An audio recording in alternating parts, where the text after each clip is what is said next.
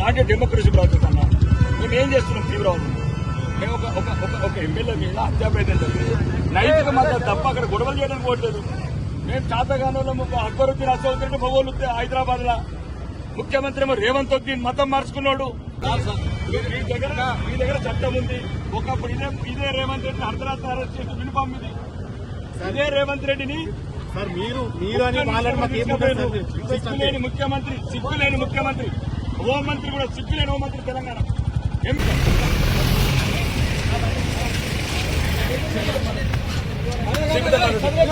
ఎన్నోదో చంపుతారు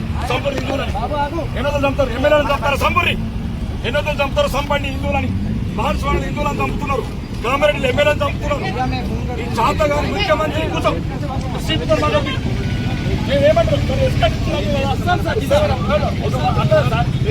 మీరేదంపురి సిగ్గు శరం లేని ముఖ్యమంత్రి పోలీసు వాళ్ళతో తన్ను తిన్నాడు.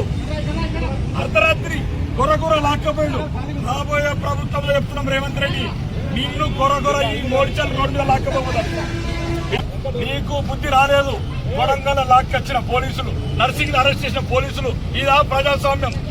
ఒక సహచర ఎమ్మెల్యేలను చంపితే పోవద్దా మేము? నీ మీద గెలిచిందని చంపిస్తావా? నీ మీద కామారెడ్డి ఎమ్మెల్యే వెంకటరమణారెడ్డి గెలిచాడని ఈరోజు హత్యా ప్రయత్నం చేయించినావు. దీనికి ప్రధాన కారకుడు హోంమంత్రివి ముఖ్యమంత్రి అయిన రేవంత్ రెడ్డి. రాబోయే ప్రభుత్వంలో నిన్ను మెడిచల్ రోడ్ల మీద లాక్కెళ్ళకపోతే ఇదే పోలీస్ యూనిఫామ్లతో రేవంత్ రెడ్డి నేను కొర లాక్కెళ్ళకపోతాను.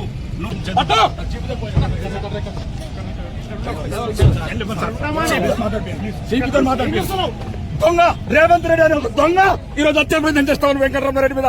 నిన్ను వచ్చే ప్రభుత్వంలో రేవంత్ రెడ్డి ఈ మేడ్చల్ రోడ్ల మీద ఇదే పోలీసులతో లాక్కెళ్ళకపోతే నా పేరు రాకేష్ రెడ్డి కాదు.